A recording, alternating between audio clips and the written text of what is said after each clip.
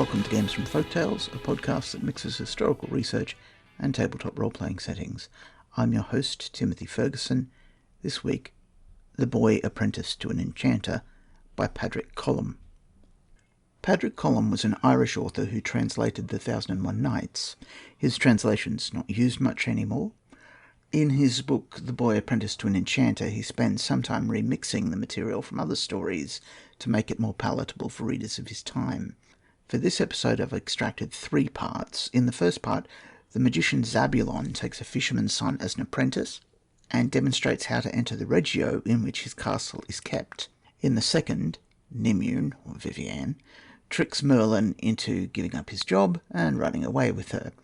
In the third, Ian and Zabulon fight, and Merlin tips the balance in Ian's favour. Zabulon loses his powers once defeated.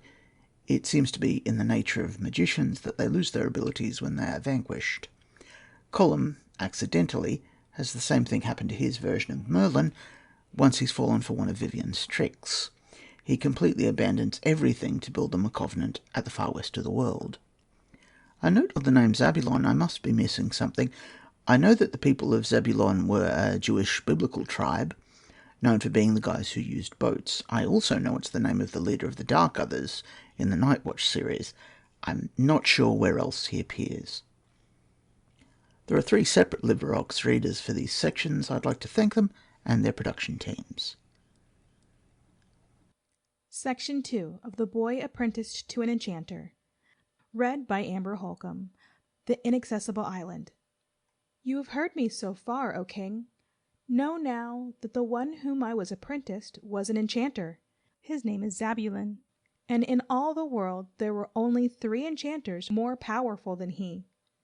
The first is Chiron the centaur, who is half man and half horse, and who taught Achilles and made him the greatest of the princes who had gone against Troy. The second is Hermes Trismegistus, the wise Egyptian, and the third is Merlin the enchanter, whose home is in an island that is west of your western island. When the night came on, Zabulon took the steering gear into his hands, and he steered the ship by a star that he alone knew. When the morning came, we saw on the sea all around us the masts and the spars and the timbers of the ships that had come too near to the Magneberg, and that had lost their nails and bolts and had become loosened timbers on the waters. Those on the ship were greatly afraid, and the captain walked up and down, pulling at his beard. The night came on, and again my master took the steering gear into his own hands and steered the ship by a star that he alone knew of. And when the morning came, there were no masts and the spars of ships, and no loosened timbers afloat on the waters. The captain laughed and made all on the ship rejoice that they had passed the dangerous neighborhood of the Magneberg, that mountain of lodestone that drew the iron out of ships as a magnet draws pens on a table. We came to Earth. The great cargo that was on the ship was for the king of Earth, and it was taken off and set over the mountain to the king's city in packs that the sailors carried on their backs. Then the captain gave the ship over to my master to sail it where he would. He did not come upon the land, nor did he look upon the country at all. But when the last pack had been carried off the ship, he said to me, "You will have to do this, my first command to you. Go on the land, stay by a pool that is close to the forest. Birds will come down to that pool, birds of the whiteness of swans, but smaller. Set snares and catch some of these birds, not less than 4, and bring them to me uninjured." And I went on the land and came to the pool that was close to the forest. And there I saw the birds that were of the whiteness of swans, but smaller. I watched them for a while, so that I might know their ways. Then I made a crib of rods, and set it to catch the birds. One went under the crib, and I pulled the string, and caught the first bird. And then hours afterward, I caught another. And waiting and watching very carefully, I caught a third. The 4th bird was wary, and I feared I should not catch it, for the night was coming down, and the birds were making flocks to fly away. One remained near the crib, and its neck was stretched toward it. But then it shook its wings, and I thought it was going to fly to the others. It went under the crib, Then I pulled the string and caught the fourth bird. I brought the birds to the ship, and my master gave them grains to feed on. At night we sailed away. My master held the steering gear while it was dark, but when the light came he gave it to me to hold. Then he unloosed one of the birds. It flew in the middle distance, winging slowly and remaining a long time in sight. He told me to hold the course of the ship to the flight of the bird. At night he took the steering gear again into his hands and held the ship on her course. In the daylight he unloosed another bird and bade me steer by its flight, and this was done for 2 more days. The morning after the last of the white birds had been freed, my master bade me look out for land. I saw something low upon the water. "It is the inaccessible island," said my master, "where I have my dwelling and my working place." He steered the ship to where the water flowed swiftly into a great cave that was like a dragon's mouth. In that cave there was a place for the mooring of ships. The enchanter moored the ship into its place, and then he took me up the rocky landing place. There was a flight of great steps leading from the landing place. It was in a cave, as I have told you, up to the light of day. There were 1,000 wide black steps in that flight. The enchanter took into his hands the black staff that was shaped as 2 serpents twisting together, and he took me with him up the stairway. We came on a level place, and I saw a high castle before me. There was no wall around the castle, and there was no gate to be opened. But when I came near it, I found I could take no step onward. I went up, and I went down, and I tried to go onward, but I could not. Then Zabulon, the enchanter, said to me, "Around this castle of mine is a wall of air. No one can see the wall, but no one can pass it. And a bridge of air crosses my wall of air. Come now with me, and I will take you over the bridge."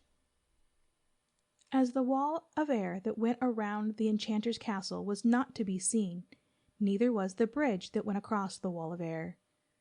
But I saw my master mounting up and walking across as on a bridge. And although I saw nothing before me nor beneath me, I mounted upon something and walked across something. Following him, I went downward and into the courtyard of the castle. Within that courtyard there was a horse of brass with a giant man of brass upon it, the giant man holding a great bow in his hands.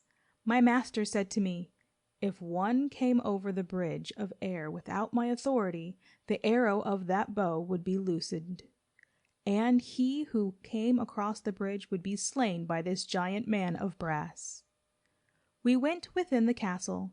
In the hall were benches and tables, and there were statues holding torches in their hands, standing by the wall. Also in that hall there was a statue of a woman holding a dart in her hand.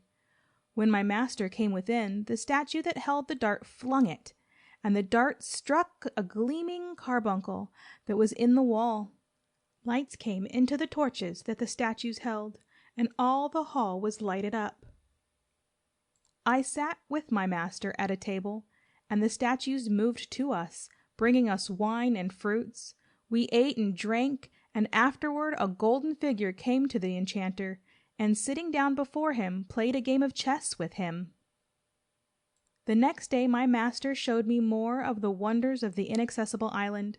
No ships came near, for there was no way to come to that island except by following the birds that were of the whiteness of a swan, and that flew always in the middle distance. On this island Zabulon the enchanter had lived for longer than the lifetimes of many men, studying magic and all of the ways of enchantment. And for 3 years I, Ian, the son of the fisherman of the western island, stayed with him, learning such things as were proper for one apprenticed to an enchanter to know. End of Section 2. Section 17 of The Boy Apprenticed to an Enchanter. Merlin and Vivian. A great enchanter indeed was Merlin. He served with his enchantments the king of the Isle of Britain from the time he was a stripling to the time when he was 80 years of age. Then, when he might have passed from being a lesser to being a great enchanter, Merlin vanished altogether, and was seen no more at the court of the King of the Isle of Britain. All the great works he had planned were left undone. All the instruments he had gathered were left unused. All the books he had brought together were left unopened. And the king whom he had served so long was left to whistle for his enchanter. If there were one to blame for that, it was the daughter of King Dionysus. She was young, but she was ungentle. What she saw, that she would have. One day a stranger was passing with her father, and when he looked on her he said, "A young hawk she is, a young hawk that has not yet flown at any prey." That very day the daughter of King Dionysus walked on the plain that was at a distance from her father's castle. The stranger who had spoken of her to the king was there, and he looked long upon her. "Who art thou who lookest on me so?" said the child. "Thou art Nemean, who art also called Vivian," said the stranger. "Yea," said she, "but who art thou, man?" "I am called Merlin," he said, "and I am the enchanter to the King of the Isle of Britain." "Show me thine enchantments," said Vivian, who feared not to speak to any man. Now Merlin had looked on all the ladies who were at the court of the King of the Isle of Britain, and on the maidens who were in far countries and distant castles. And besides, the ladies of the times of old had been shown to him in his magic glass. But never before had he seen anyone who seemed so lovely to him as this child. She was bright-eyed as a bird. She had a slim body and pale cheeks, and quick hands. Her hair was red and in thick tangles. "Show me thine enchantments," she cried to him again. Merlin bade her come with him, and she came.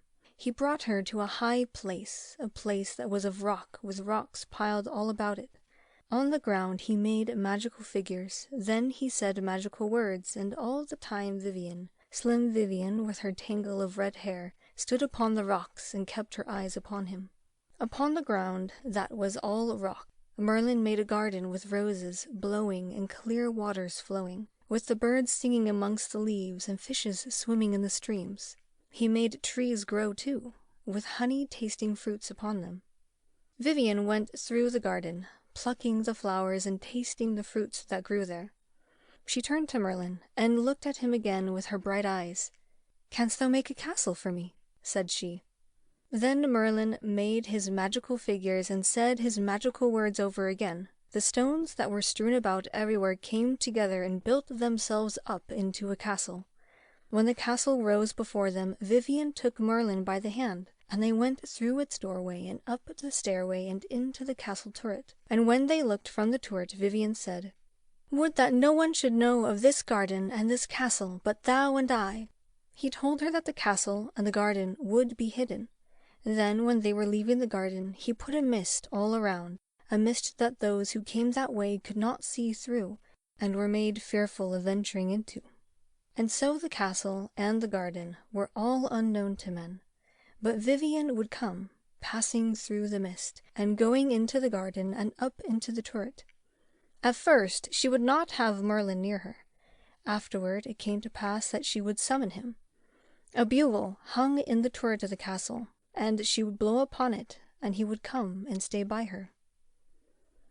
He was 80 years of age, and she was 5 years less than a score. Nevertheless, he thought it better to watch her dancing with bright green leaves in her red hair than to know of all that would bring him from being a lesser to a great enchanter.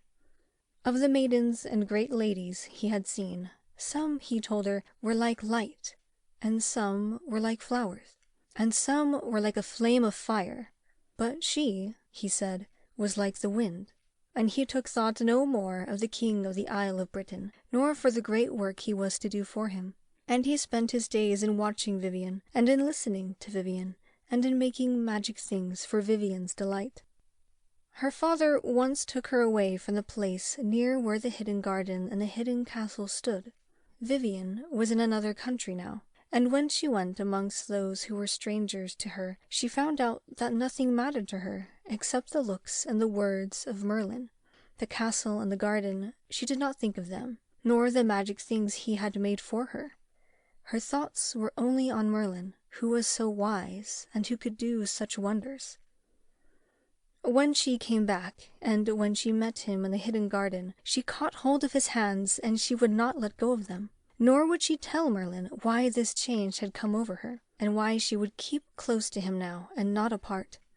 At last she said to him, "What ladies and what maidens have you known, O my master Merlin?" Then Merlin took his magic glass into his hands, and in it he showed her all the ladies who were at the court of the king of the Isle of Britain, and he showed her all the lovely maidens who lived in far countries and in distant castles whom he knew. Vivien threw herself on the ground with her face to the rock after she had looked into the glass. Then afterward she watched him in a way different from the way she had watched him before. What he said and what he did she remembered well. Soon she understood his magic figures and could make them. She came to understand his magic words and to be able to repeat them, and Merlin would say to her, "Oh, my little hawk, fly at this, and this, and this." One day as they wandered through a forest, Vivien asked him to tell her the mightiest spell that he knew. The enchanter told it to her. She stood still, with all her quick mind in her face, while he put aside the tangles of her red hair and spoke into her ear. It was a spell that would hold in a place the one whom it was spoken over. When he had told her, he went at her bidding and seated himself under a forest tree. Vivien, laughing, made a magic circle around him and repeated the spell that he had given her. When she did this, the enchanter was enchanted. Merlin stayed under the forest tree, and there he would stay, for he could not move until the spell that was said over him was unsaid by Vivien. And Vivien danced around him, her red hair shaking, her bright eyes gleaming, her quick hands waving. She called to him, "Merlin, Merlin, enchanter, come to me." But Merlin, under the forest tree, could not move. She ran through the woods, and he could not follow after her. In a while she came back and stood beside him. Said Merlin to her, "Why have you worked this spell upon me? And why have you left me here so that I cannot move?"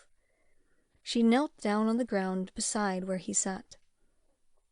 "O Merlin," said she, "I would leave you here enchanted, for fear you should leave me and go amongst the maidens and the ladies who are so lovely." And when she said that, her face was so hard that he knew she would hold him there. But Merlin smiled, and he said to her, "I would stay always where you are, Vivien, blossom of the firs." "Nay," said she, "you would go from me. Why should you not? You have great works to do for the king of the land, and when you see again the ladies and the maidens who are the loveliest in the world, you will not come back again to Vivien. I shall hate the castle and the garden that you made for me. I shall hate everyone who will come near me. I shall hold you, Merlin, here, even until the wolves come out at night and devour you and me. I will build a castle for you in an empty country, and no one shall ever be there but you and me," said Merlin. "Nay," said Vivien, "they will search the world for you, Merlin, and when they find you, you will have to go with them." Then Merlin, as if it were a magic thing that would please her, brought out his thought about the island of the White Tower. Away beyond the western island, in a sea that is never sailed on, that island lies. Only on Midsummer Day does it come near to the western island so that men may see it. There, said Merlin, they might go. Those who would search for him could never come to him there. He told her more and more about the island of the White Tower, and Vivien listened in delight to all he told her. And when he had sworn he would take her to it, she unsaid the spell with which she had bespelled him, and he rose up from where he had been held and sprang across the magic figure that was drawn upon the ground. And with Vivien, Merlin went through the forest. The fishermen who cast their nets by the shores of the western ocean have this story of Merlin and Vivien. They tell how in a boat of crystal 12 creatures sailed to the island of the White Tower, and 2 were Merlin and Vivien, and 9 were the 9 prime bards of the Isle of Britain who went with Merlin, and 1 was the tame wolf that was Merlin's servant. They sailed out upon a midsummer's day, and from that good day to this, no hint or hair of the enchanter has been seen by king nor clown in all the Isle of Britain. End of section 17. Read by Sarah Foster. Section 20 of The Boy Apprenticed to an Enchanter.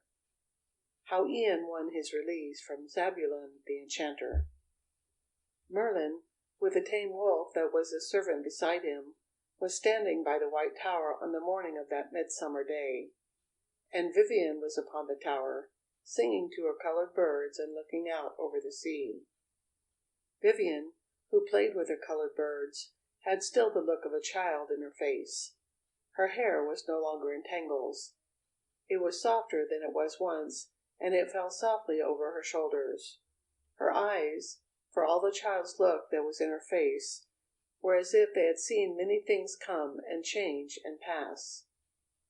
Like a king, or like one who had been always near a king, was Merlin the Enchanter. He smiled, and his smile was calm and royal, but one might have said that his eyes were strangely close to each other, and that his lips were strangely red. His beard was long and grey. He wore a white robe with a belt of green leaves around it, and a chaplet of oak leaves was on his head. Vivien was dressed in green, with a golden belt clasped around her, and with green leaves in her soft hair.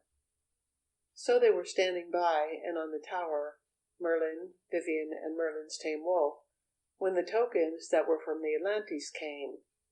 Merlin laid his hand upon the wolf, and the wolf gave the howl that was the signal for Ian and Bird of Gold to come on the island of the White Tower. The enchanter saw them ride their horses into the water, and then another token came to him, the token that one magician sends to another. A bird of foam it was, and Zabulon had sent it. Deep were the waters, but great-hearted were the horses of King Manus, the white horse and the red horse, and with Ian and Bird of Gold astride them, they swam to the island of the White Tower. They came to the sloping shore, and the riders helped the horses up to the hard ground. The white and the red horse stood shivering from their plunge into the ocean. Afterward, they threw themselves on the grass, and lay as still as if they were dead. Not to the horses, but out to the sea did Ian and Bird of Gold look. The black horse, with Zabulon astride him, was swimming now.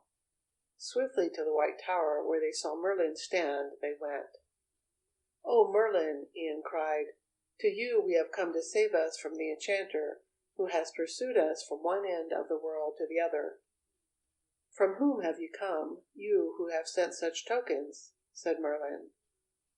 "From Hermes Trismegistus, in his secret cell, and Hermes bade us say to you that we have heard from him the answer to the riddle that the Sphinx asks, and that we crossed the desert to come to you, answering the Sphinx."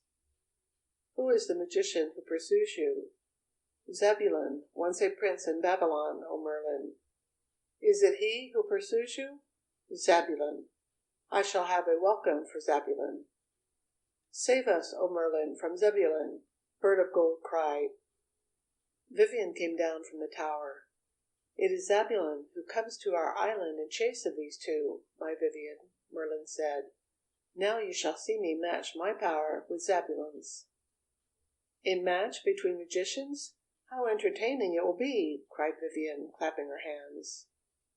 "Oh, lady, if Zabulon is not baffled, it will be death or separation for us," said Bird of Gold to her.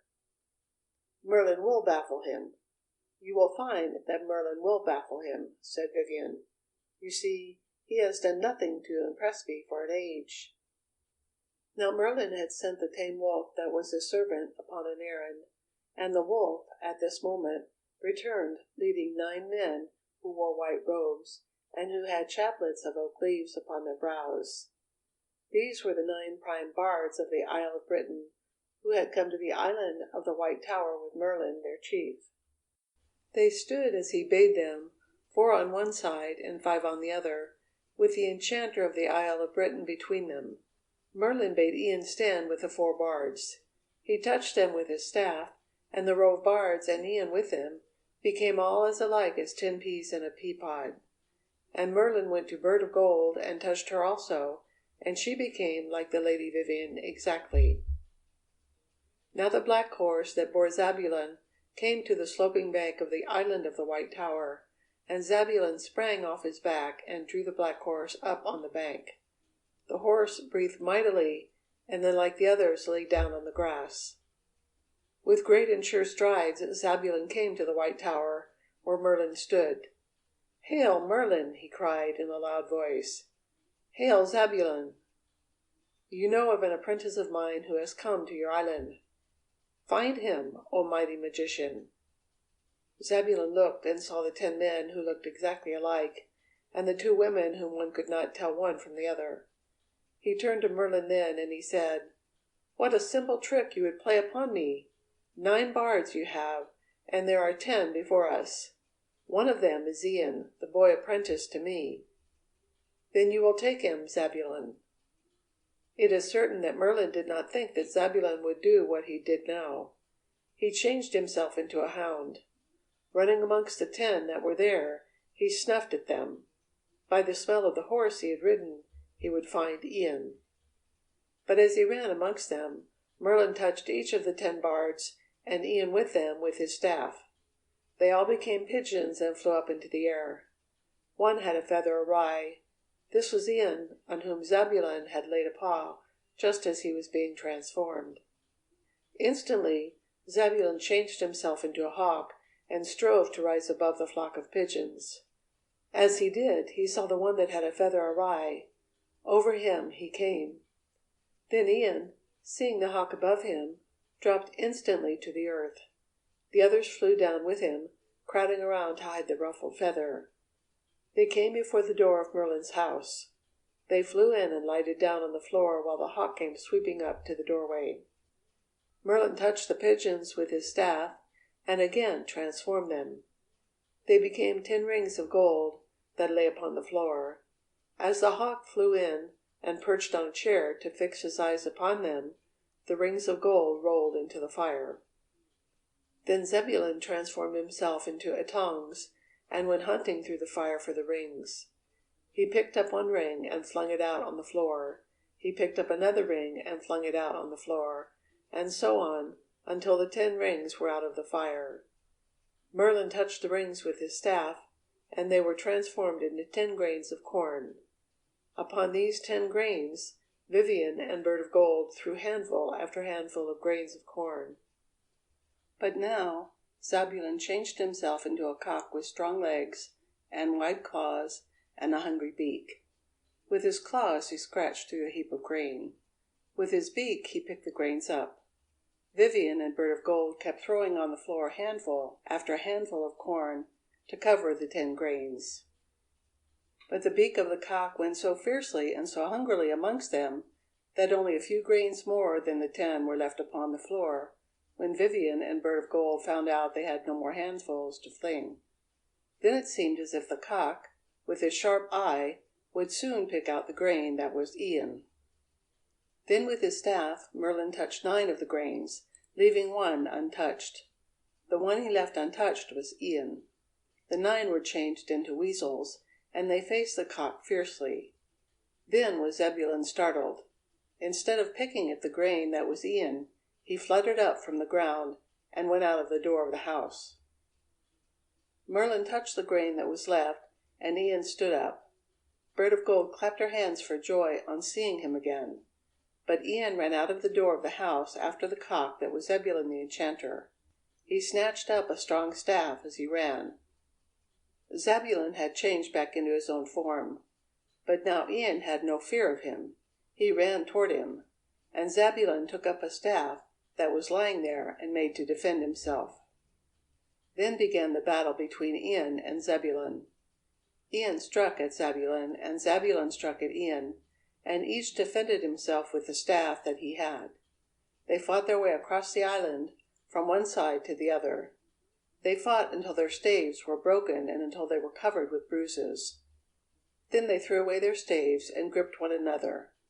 All around the island they wrestled. Strong were the hands of Zebulun upon Ian, and yet Ian was not thrown by Zebulun. Ian felt his own hands were strong upon Zebulun, and yet he could not throw him. Soon Ian lost sense of everything except 2 gripping and rocking figures. They wrestled their way across the island, down to the shore where they had landed, and where the 3 horses of King Manus were lying. They wrestled until the sea-water came over their feet. Again things became clear to Ian. He knew that if he could overthrow the enchanter, he would win his freedom from him. He fastened upon Zabulon a grip that seemed to be stronger than his own life. He heaved with a power that seemed to bring up his last breath. He bent Zabulon over. He brought him down, his head in the water. He flung himself upon the prone enchanter. "What would you have of me?" Zabulon said at last. "Release. Say you have no more mastership in me." "I say it. I have no more mastership in you. You have release from me." "I let you rise." Then Ian took his grip off Zabulon. The enchanter rose up and took himself out of the water. So Zabulon was defeated, and so release was given to Ian, the boy apprentice to the enchanter. Zabulon mounted the black horse that was King Manus's and had him swim the water. He rode across the plain and over one mountain and another mountain until he came to the castle of King Manus. There he left the horse to neigh for his grooms. What became of Zabulon afterward is not written in the book that is the history of the enchanters. Some say that from that midsummer's day he ceased to be named with the great enchanters. The powers he had gained, they say, shrank from him. Afterward, a famous juggler appeared in the world. He used to go into the halls of kings on festival nights and do marvelous feats with balls and rings and knives, and play music on all manner of instruments, going from king's castle to king's castle. That juggler, they say, but they may be mistaken, was Zabulon, once prince of Babylon and once master of the inaccessible island. Ian and Bird of Gold went within the White Tower and conversed from noon to dusk with Merlin and the Lady Vivian. Before that midsummer's day had passed into darkness, they mounted the white steed and the red steed and had them swim across the waters. When they came to the farther shore, they let the horses stand for a while. Then, mounting them again, they rode over the mountains and across the plains, and came again to the castle of King Manus. End of section 20, read by Nancy Cochran Gergen. Your saga may vary.